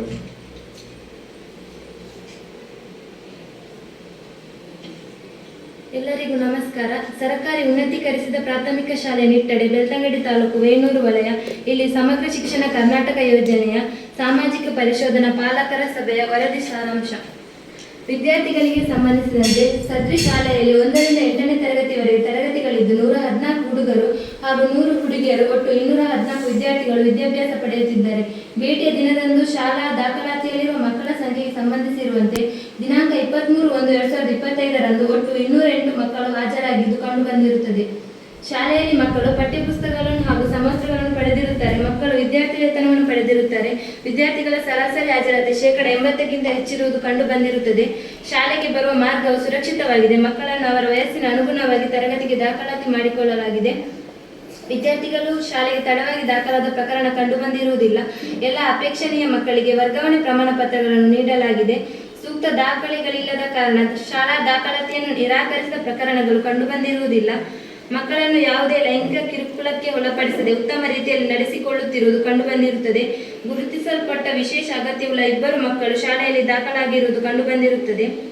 ಶಿಕ್ಷಕರಿಗೆ ಸಂಬಂಧಿಸಿರುವುದು 2022-23ನೇ ಸಾಲಿನಲ್ಲಿ ಒಬ್ಬರು ಪ್ರಭಾರ ಮುಖ್ಯ ಶಿಕ್ಷಕರು ಮತ್ತು 4 ಸಹ ಶಿಕ್ಷಕರು ಕಾರ್ಯನಿರ್ವಹಿಸುತ್ತಿದ್ದರು. ಕಲಾ ಶಿಕ್ಷಣಕ್ಕೆ ಅರೆಕಾಲಿಕ ಬೋಧಕರನ್ನು ಹಿರಿಯ ಪ್ರಾಥಮಿಕ ಶಾಲೆಯಲ್ಲಿ ನೇಮಕ ಮಾಡಿಲ್ಲ. ದೈಹಿಕ ಶಿಕ್ಷಣಕ್ಕೆ ಬೋಧಕರನ್ನು ಹಿರಿಯ ಪ್ರಾಥಮಿಕ ಶಾಲೆಯಲ್ಲಿ ನೇಮಕ ಮಾಡಲಾಗಿದೆ. ಶಿಕ್ಷಕರು ನಿಯಮಿತವಾಗಿ ಶಾಲೆಗೆ ಹಾಜರಾಗುತ್ತಾರೆ. ಶಿಕ್ಷಕರು ನಿಯತಕಾಲಿಕವಾಗಿ ಪೋಷಕರನ್ನು ಭೇಟಿ ಮಾಡಿ ಮಕ್ಕಳ ಹಾಜರಾತಿ, ಸಾಮರ್ಥ್ಯ ಹಾಗೂ ಕಲಿಕಾ ಪ್ರಗತಿಗಳ ಬಗ್ಗೆ ವಿಚಾರಿಸುತ್ತಾರೆ. ಪೂರ್ಣಾವಧಿಯ ಮುಖ್ಯ ಶಿಕ್ಷಕರನ್ನು ಹಿರಿಯ ಪ್ರಾಥಮಿಕ ಶಾಲೆಯಲ್ಲಿ ನೇಮಕ ಮಾಡಿರುವುದಿಲ್ಲ. ಶಿಕ್ಷಕರು ತರಗತಿ ಬೋಧನೆಯಲ್ಲಿ ಉತ್ತಮ ರೀತಿಯಲ್ಲಿ ತೊಡಗಿಸಿಕೊಳ್ಳುತ್ತಾರೆ. ಶಿಕ್ಷಕರು ಬೋಧನಾ ಕಾರ್ಯವನ್ನು ಹೊರತುಪಡಿಸಿ ವಿಪತ್ತು ಪರಿಹಾರ, ಚುನಾವಣೆ ಕಾರ್ಯದಲ್ಲಿ ತೊಡಗಿಸಿಕೊಳ್ಳುತ್ತಾರೆ. ಶಾಲೆಯಲ್ಲಿರುವ ಎಲ್ಲ ಶಿಕ್ಷಕರು ತರಬೇತಿಯನ್ನು ಪಡೆದಿರುತ್ತಾರೆ. ಶಿಕ್ಷಕರು ಮತ್ತು ಮಕ್ಕಳ ಒಡನಾಟ ಉತ್ತಮವಾಗಿದ್ದು ಶಿಕ್ಷಕರು ಉತ್ತಮ ರೀತಿಯಲ್ಲಿ ಕಾರ್ಯನಿರ್ವಹಿಸುತ್ತಿರುವುದು ಕಂಡುಬಂದಿರುತ್ತದೆ. ಆಡಳಿತ ಮತ್ತು ಹಣಕಾಸಿಗೆ ಸಂಬಂಧಿಸಿದಂತೆ ಹಿರಿಯ ಪ್ರಾಥಮಿಕ ಶಾಲೆಯಲ್ಲಿ ವರ್ಷಕ್ಕೆ 251 ಕೆಲಸದ ದಿನಗಳಿವೆ. ಮಕ್ಕಳ ಮ್ಯಾಪಿಂಗ್ ಮತ್ತು ಜಾಡು ಹಿಡಿಯುವ ಕಾರ್ಯ ಮಾಡಲಾಗಿದೆ. ಪ್ರವೇಶ ಅರ್ಜಿ ಶುಲ್ಕ, ಕ್ಯಾಪಿಟೇಷನ್ ಶುಲ್ಕ, ಪ್ರವೇಶ ಶುಲ್ಕ ಮತ್ತು ಬೋಧನಾ ಶುಲ್ಕಗಳನ್ನು ಪಾವತಿಸಿಕೊಳ್ಳಲಾಗಿಲ್ಲ. ಶಾಲಾ ಅಭಿವೃದ್ಧಿ ಮತ್ತು ಮೇಲುಸ್ತುವಾರಿ ಸಮಿತಿಯನ್ನು ರಚಿಸಲಾಗಿದೆ.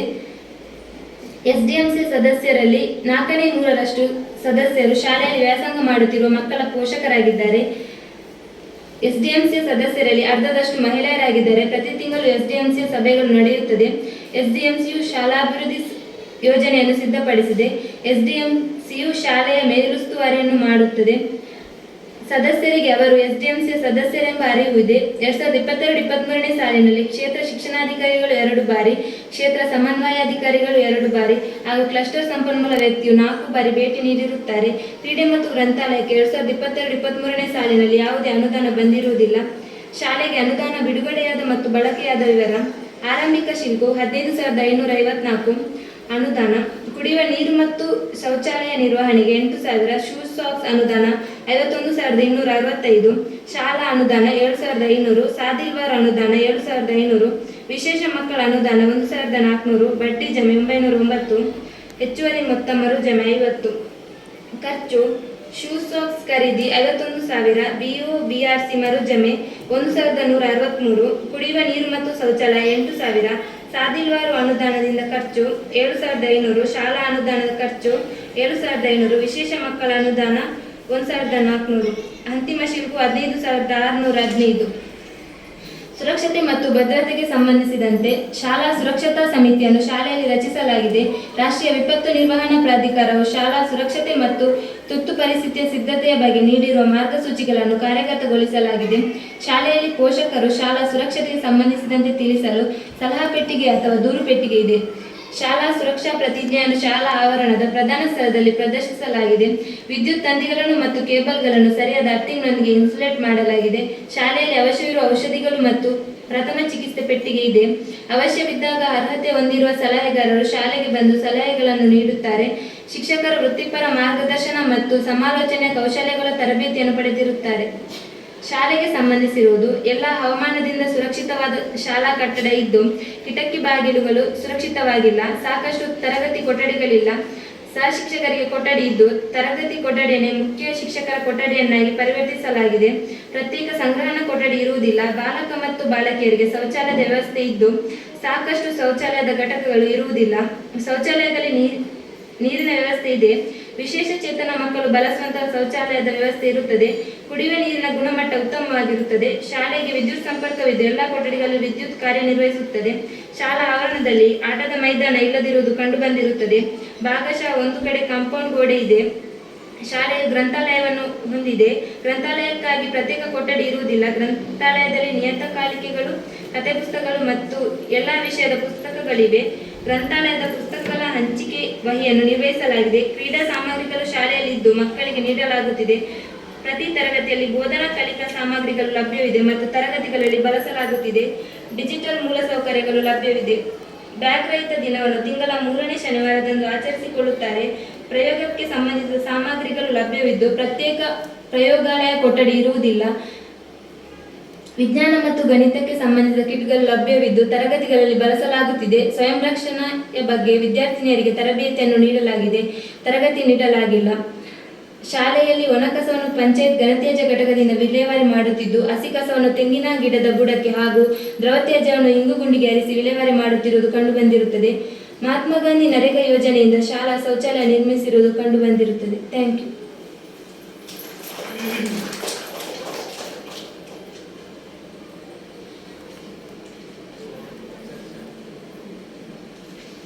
ವರದಿಯನ್ನು ತಮ್ಮ ಮುಂದಿಟ್ಟಂತಹ ಮೇಡಮ್ ಅವರಿಗೆ ಧನ್ಯವಾದಗಳು. ಇದೀಗ ಈ ವರದಿಯ ಕುರಿತು ಪೋಷಕರು ನಿಮ್ಮಲ್ಲಿ ಚರ್ಚಿಸಿಕೊಂಡು ಸಲಹೆ ಸೂಚನೆಗಳಿದ್ರೆ ಅದನ್ನು ನೀಡಬೇಕಾಗಿ ಕೇಳಿಕೊಳ್ತಾ ಇದ್ದೇನೆ.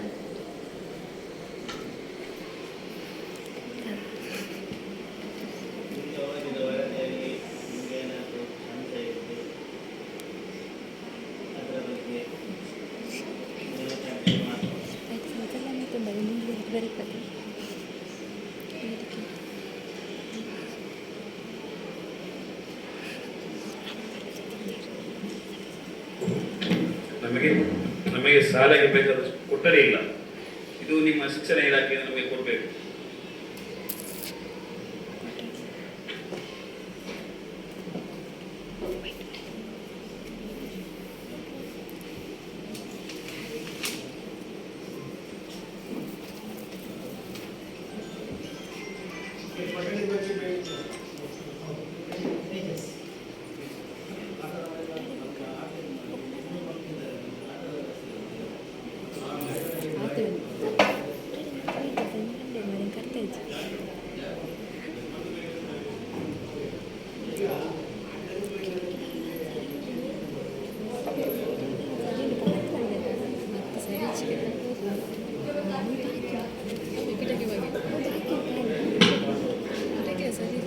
ಸರ್,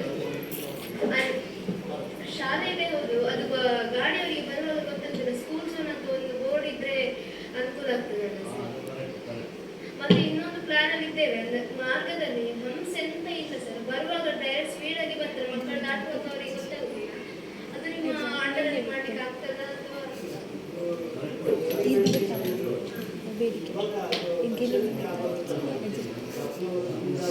ಆಯ್ತು ಸರ್, ನಿಮ್ಮ ಅಂಡರಲ್ಲಿ ಬರ್ತದಲ್ಲ ಸರ್?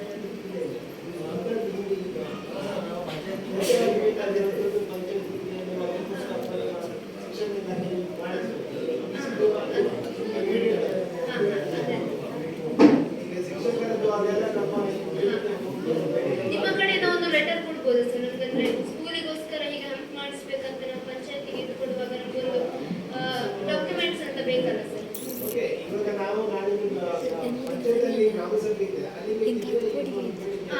ಸರಿ ಸರಿ ಸರ್.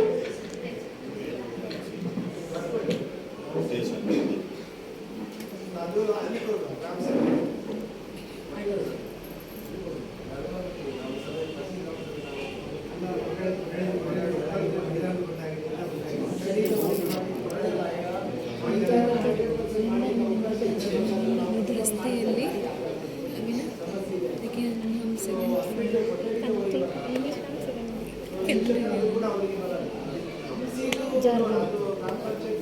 ಎತ್ತರ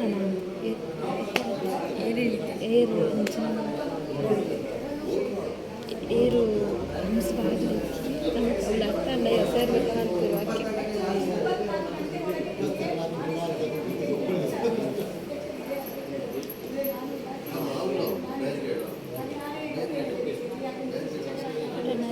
ಜೊತೆ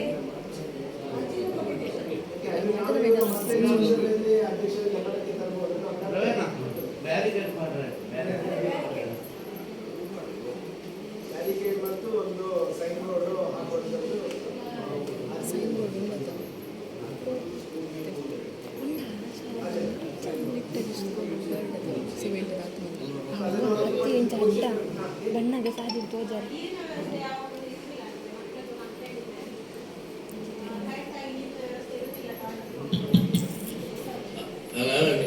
ನೀರಿನ ವ್ಯವಸ್ಥೆ ಇದೆ. ಇವತ್ತು ಬೆಳಿಗ್ಗೆ ಕರೆಂಟ್ 10 ಗಂಟೆ ಹೋಗಿದೆ. ಮಧ್ಯಾಹ್ನ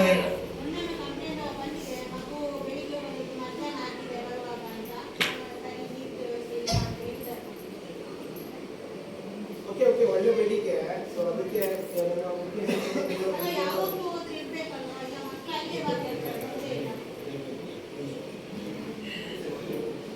ಎಷ್ಟೇ ತರಗತಿ ಅಂತ ನನಗೆ ಗೊತ್ತಾಗ್ಲಿಲ್ಲ. ಯಾಕೆ ಗೊತ್ತಾ, ನಾನು ಅಂತ ಅದಕ್ಕಾಗಿ ಮಂತ್ರಿ ಇದ್ದಾರೆ, ಬಂದ ತಕ್ಷಣ ಸ್ವಿಚ್ ಹಾಕ್ತಾರೆ. 2 ಪಂಪ್ಗಳು ಪಂಪ್ ರನ್ ಆಗಿ 2 ಟಾಂಕಿಗಳು.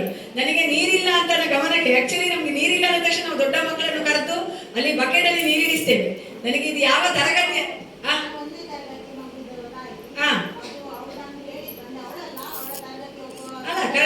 ವಿಷಯ ಹೇಳಿದ್ದು ಒಳ್ಳೇದಾಯ್ತು. ಯಾಕೆ ಗೊತ್ತಾ, ನಮ್ಗೆ ನಾವು ತರಗತಿಯಲ್ಲಿ ಮಗು ನೀರಿಲ್ಲ ಅಂತ ಉದಾಹರಣೆ ನಮ್ಕೊಡೋದು. ಒಂದ್ ಕಡೆ ಟಾಯ್ಲೆಟ್ ಬಂತು ಅಂತ ಮಗು ಹೇಳಿತ್ತು ಅಂತಂದ್ರೆ ನಾವು ಅವರ ಜೊತೆಗೆ ನೀರಿಲ್ಲ ಅಂತ ದೊಡ್ಡ ಮಕ್ಕಳನ್ನು ಕಳಿಸಿರ್ತೇವೆ. ನೀರಿಲ್ಲದಿದ್ರೆ ಆದ್ರೂ ಮಗು ಬಂತು ಅಂತಂದ್ರೆ ಕಳಿಸಿದ್ದೇನೆ. ಸರಿ, ನಿಜವಾಗ್ಲೂ ನೀರಿನ ಸಮಸ್ಯೆ ನಮ್ಮ ಶಾಲೆಯಲ್ಲಿ ಇಲ್ಲ. ಏನೋ ನಿಮ್ಮ ಮಗುವಿಗೆ ಯಾವ ದಿನ ಆಯ್ತಂತ ನನಗೆ ಗೊತ್ತಾಗ್ಲಿಲ್ಲ. ಅಲ್ಲ, ನಮ್ಮ ಅಧ್ಯಕ್ಷರು ಶಾಲೆಯ ಸುತ್ತಮುತ್ತ ಕೆಲಸಗಳ ಒಂದು ಪೈಪ್ ಹೋಯ್ತು ಅಂದ್ರೆ ನಮ್ಮ ಶಾಲೆಯ STMC ಅಧ್ಯಕ್ಷರು ಹೌದು, ನಮ್ಮ ಶಾಲೆಯ ಶಿಕ್ಷಕ ಗಣೇಶರು ಹಾಗೆ ಇಬ್ರು ಅದರ ಬಗ್ಗೆ ಎಷ್ಟು ಕೆಲಸ ಮಾಡ್ತಾರೆ ಅಂತೇಳಿ ನಿಜವಾಗಿ ಕಂಡುಕೊಂಡು ಇಲ್ಲಿ ಬಂದು ಯಾರಾದ್ರೂ ಬರ್ತಾ ಇರ್ತೀವಿ ಹೋಗ್ತಾ ಅವರಿಗೆ ಗೊತ್ತಿದೆ. ನಿಜವಾಗ್ಲು ನಮ್ಮ ಅಧ್ಯಕ್ಷರಿಗೆ ಫೋನ್ ಮಾಡ್ತೇವೆ, ಅಧ್ಯಕ್ಷರು ಒಂದು ವೇಳೆ ಇಲ್ಲ ಅಂತ ಹೇಳಿದ್ರೆ ಅದನ್ನು ಗಣೇಶರು ಮಾಡಿ ಆಗ್ತದೆ. ಖಂಡಿತ ಯಾವ ಲೆಕ್ಕದಲ್ಲಿ ನನಗೆ ತೊಂದರೆ ಆಯ್ತು ಅಂತ ಗೊತ್ತಿಲ್ಲ. ನೀರಿನ ಬಗ್ಗೆ ನಿಜವಾಗ್ಲೂ ಸಮಸ್ಯೆ ಎಷ್ಟು ಖಾಲಿ ಆಗ್ತದೆ ಅಂದ್ರೆ ಕರೆಂಟ್ ಬಿಲ್ ಫ್ರೀ ಆಗಿದೆ ಸರ್, ನಿಮ್ಮ ಗಮನಕ್ಕೆ ಕರೆಂಟ್ ಬಿಲ್ ಫ್ರೀ ಆಗಿ ನಾನು 700-800 ರೂಪಾಯಿ ಕಟ್ತಾ ಇದ್ದೇನೆ. ನೀವೀಗ ಶಾಲಾ ಅನುದಾನ ನೋಡಿದ್ರಿ 7,500, ನಮಗೆ ಅದರಲ್ಲೇ ಬರಬೇಕು ಕರೆಂಟ್ ಬಿಲ್ಗಳನ್ನು ಕಟ್ಟುವಂಥದ್ದು. ಎಷ್ಟು ನೀರು ಖಾಲಿ ಆಗ್ತದೆ ಅಂತ ಗೊತ್ತಿಲ್ಲ, ಎಲ್ಲಿಗೆ ಹೋಗ್ತದೆ ಅಂತ ಗೊತ್ತಿಲ್ಲ. ನಿಜವಾಗ್ಲೂ ಮಕ್ಕಳಿಗೆ ಉಪಯೋಗ. ಇಲ್ಲಿ ಹೊಸ ಟಾಯ್ಲೆಟ್ಗೆ ಇಲ್ಲಿ ನಲಿಕಲಿಯ ರೂಮಿನ ಹತ್ರ ಇದು ಇದೆ ಟ್ಯಾಂಕ್, ಆ ಟ್ಯಾಂಕಿಂದ ಅಲ್ಲಿಗೆ ನೀರು ಹೋಗುವಂಥದ್ದು. ಅದಕ್ಕಾಗಿ ಎಲ್ಲಾ ವ್ಯವಸ್ಥೆಗಳನ್ನು ಮಾಡಿದ್ದೇವೆ. ಏನು ಸಮಸ್ಯೆ ಆಯ್ತು ಅಂತ ಗೊತ್ತಿಲ್ಲ. ನೀರಿಗೆ ನಿಜವಾಗ್ಲೂ ಸಮಸ್ಯೆ ಇಲ್ಲ. ಆ ದಿವಸ ಏನು ಕರೆಂಟ್ ಹೋಗಿತ್ತೋ ಏನೋ ಗೊತ್ತಿಲ್ಲ. ಮುಂದಿನ ದಿನಗಳಲ್ಲಿ ಸರಿ ಮಾಡ್ತೇವೆ. ಖಂಡಿತ ಖಂಡಿತ.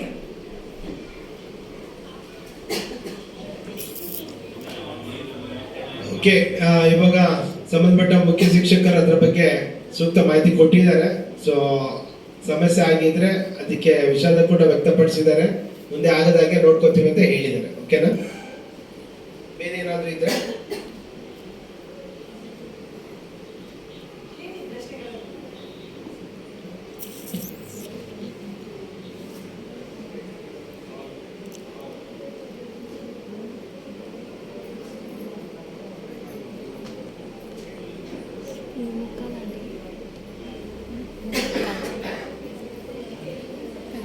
ಎಲ್ಲ ಸರಿಯಾಗಿದ್ಯಾ?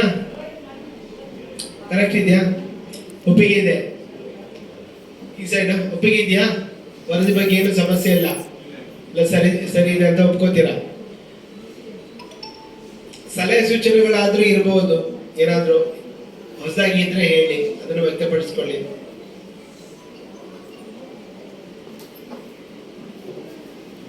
ಏನು ಇಲ್ಲ ಅಂತ ಹೇಳಿದ್ರೆ ಒಂದು ವರದಿಗೆ ಅನುಮೋದನೆ ಕೊಡಿ. ಅನುಮೋದನೆ ಯಾವ ರೀತಿ ಕೊಡ್ತೀರಾ? ಚಪ್ಪಾಳೆ ತಟ್ಬೋದಲ್ವಾ?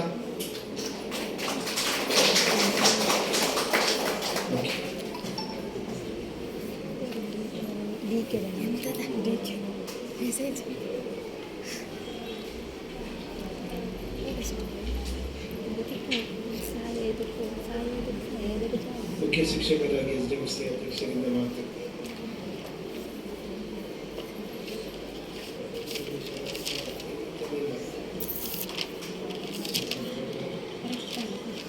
ರಿಪೋರ್ಟ್ ಅಡಿಮಿಟ್ ಇರ್ತಾರೆ 2ನೇ ದಿನದ ಅದು ಶಾಲಾ ಅಂತ ಅಲ್ಪ ಚಾರ್ಜ್ ಖಾಲಿ ಚಾರ್ಜ್ ಊರಿಕೊಂಡು ಕೆಟ್ಕೊಡ್ಬೇಕು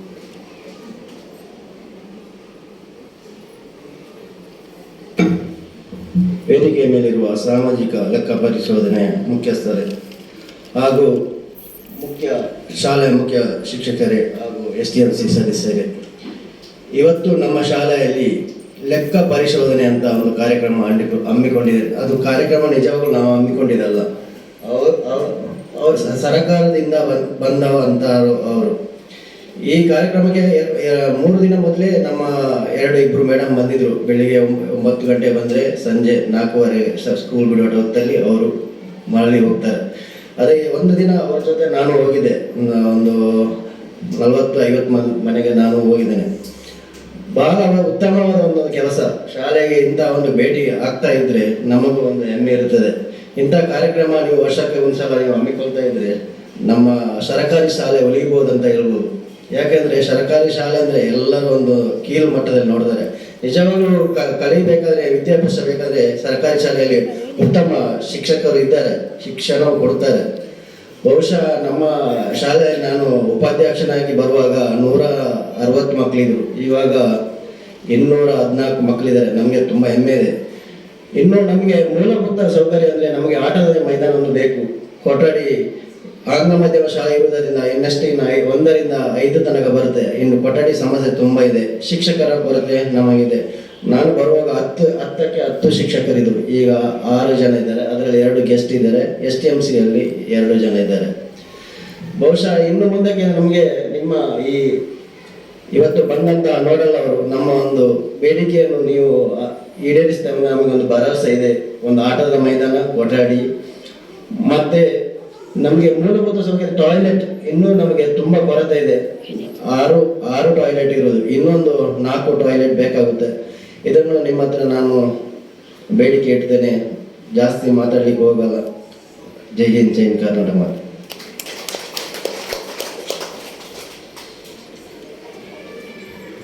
ನಮ್ಮ ಶಾಲೆಯ ಅಭಿವೃದ್ಧಿಗಾಗಿ ಸದಾ ಶ್ರಮಿಸ್ತಾ ಇರುವಂತಹ ಅಧ್ಯಕ್ಷರು ಇದೀಗ ನಮ್ಮ ಶಾಲೆಯ ಬೇಡಿಕೆಗಳನ್ನು ತಮ್ಮ ಮುಂದಿಟ್ಟಿದ್ದಾರೆ. ನಿಮಗೆ ಧನ್ಯವಾದಗಳು ಅಧ್ಯಕ್ಷರು. ಈಗ ಸಾಮಾಜಿಕ ಪರಿಶೋಧನೆಯ ಮಾರ್ಗದರ್ಶಿ ಅಧಿಕಾರಿಗಳಾದ ಶ್ರೀ ಧನಂಜಯ ಸರ್ ಅವರು ಈ ಕಾರ್ಯಕ್ರಮದ ಕುರಿತು ತಮ್ಮ ಅನಿಸಿಕೆಗಳನ್ನು ವ್ಯಕ್ತಪಡಿಸಬೇಕಾಗಿ ವಿನಂತಿಸಿಕೊಳ್ತಾ ಇದ್ದೇನೆ.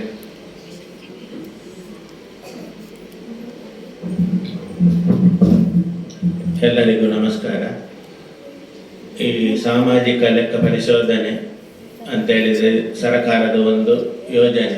ಯಾಕೆಂತ ಹೇಳಿದರೆ ನಾವು ಸರ್ಕಾರದಿಂದ ಶಾಲೆಗಾಗಲಿ ಅಥವಾ ಇನ್ನಿತರ ಯಾವುದೇ ಸಂಸ್ಥೆಗೆ ಅನುದಾನ ಬರ್ತದೆ, ಅದನ್ನು ಒಳ್ಳೆ ರೀತಿಯಲ್ಲಿ ಉಪಯೋಗಿಸಿಕೊಂಡು ನಾವು ಈಗ ನೀವು ಆಟದ ಮೈದಾನ ಬೇಕಂತ ನಿಮ್ಮದು ಒಂದು ಬೇಡಿಕೆ ಇತ್ತು. ಇದನ್ನು ನರೇಗಾದ ಮುಖಾಂತರ ಗ್ರಾಮ ಪಂಚಾಯಿತಿ ಅವರಿಗೆ ತಿಳಿಸಿ ಮಾಡಬಹುದು. ಮತ್ತೀಗ ಶಾಲೆ ಕೊಠಡಿಗೆ ಅಡಿಗೆ ಕೋಣೆಗೆ ಇದಕ್ಕೆ BO ಮುಖಾಂತರ ಪ್ರಸ್ತಾವನೆಯನ್ನು ತಾಲೂಕು ಪಂಚಾಯಿತಿಗೆ ಕೊಟ್ಟರೆ ಅವರು ಮುಂದಿನ ಕ್ರಿಯಾ ಯೋಜನೆಯಲ್ಲಿ ಅದನ್ನಿಟ್ಟು ಅದಕ್ಕೆ ಒಂದು ಪರಿಹಾರ ಕಂಡುಕೊಳ್ತಾರೆ. ಇಂಥ ಒಂದು ಲೆಕ್ಕ ಪರಿಶೋಧನೆ ಇದ್ದರೆ ನಮ್ಮ ಸಮಸ್ಯೆ ಎಲ್ಲ ಪರಿಹಾರ ಆಗೋದು. ಇದರಲ್ಲಿ ಮಕ್ಕಳ ಈಗ ಶಾಲೆಯಲ್ಲಿ ಯಾವುದೇ ಮೂಲಭೂತ ಸೌಕರ್ಯದ ಕೊರತೆ ಕೂಡ ಇರ್ಬೋದು. ಇದಕ್ಕೆ ಪೋಷಕರು ಇದಕ್ಕೆ ಸಹಕರಿಸಬೇಕು. ಯಾಕೆಂತ ಹೇಳಿದರೆ ಒಂದು ಯಾವುದೇ ಶಾಲೆ ಆಗಲಿ ಯಾವುದೇ ಸಂಸ್ಥೆ ಅಭಿವೃದ್ಧಿ ಆಗಬೇಕಿದ್ರೆ ಎಲ್ಲರ ಪಾತ್ರ ಇದರಲ್ಲಿ ಇರ್ತದೆ. ಹಾಗಾಗಿ ಇದಕ್ಕೆ ಯಾವುದು ಈ ಲೆಕ್ಕ ಪರಿಶೋಧನೆಗೆ ನೀವು ಇದ್ದ ಸಮಸ್ಯೆಗೆ ಕೆಲವು ಸೂಕ್ತ ಸಲಹೆಯನ್ನು ಎಲ್ಲ ಕೊಟ್ಟಿದ್ದೀವಿ. ಇದರಿಂದ ಇನ್ನು ಮುಂದೆ ಕೂಡ ಅಭಿವೃದ್ಧಿಗೆ ಒಂದು ಒಳ್ಳೆ ಚಾನ್ಸ್ ಸಿಕ್ಕಿದಾಗೆ ಆಗ್ತದೆ. ಆದ್ದರಿಂದ ಇದನ್ನು ಎಲ್ಲರೂ ಪೋಷಕರು ಉತ್ತಮವಾಗಿ ಉಪಯೋಗಿಸಿ ಶಾಲೆಯ ಅಭಿವೃದ್ಧಿಯನ್ನು ಹಾಗೂ ಇಲ್ಲಿರುವ ನ್ಯೂನತೆಯನ್ನು ಸರಿಪಡಿಸಲು ಸಾಧ್ಯ ಆಗ್ತದೆ ಎಂದು ಹೇಳುತ್ತಾ ನನ್ನ 2 ಮಾತನ್ನು ಮುಗಿಸಿ. ಕಾರ್ಯಕ್ರಮದ ಬಗ್ಗೆ ತಮ್ಮ ಅನಿಸಿಕೆಗಳನ್ನು ವ್ಯಕ್ತಪಡಿಸಿದಂತಹ ಸರ್ ಅವರಿಗೆ ಧನ್ಯವಾದಗಳು. ಕೊನೆಯದಾಗಿ ಕಾರ್ಯಕ್ರಮಕ್ಕೆ ಆಗಮಿಸಿದಂತಹ ಎಲ್ಲ ಅತಿಥಿವರಿಯರಿಗೆ ಧನ್ಯವಾದ ಸಮರ್ಪಿಸಲಿದ್ದಾರೆ ನಮ್ಮ ಶಾಲೆಯ ಸಹ ಶಿಕ್ಷಕಿಯಾಗಿರುವಂತಹ ಶ್ರೀಮತಿ ಅನಿತಾರವರು. 2022-23ನೇ ಸಾಲಿನ ಸಾಮಾಜಿಕ ಲೆಕ್ಕ ಪರಿಶೋಧನಾ ತಂಡ ನಮ್ಮ ಶಾಲೆಗೆ 23/1/2024ರಂದು ಆಗಮಿಸಿ 3 ದಿನಗಳ ಕಾಲ ಸಮಗ್ರ ಮಾಹಿತಿಯನ್ನು ಕಲೆ ಹಾಕಿ ಯಶಸ್ವಿಯಾಗಿ ಈಗ ಸಮಾಪ್ತಿಗೊಂಡಿದೆ. ಈ ಒಂದು ಸಾಮಾಜಿಕ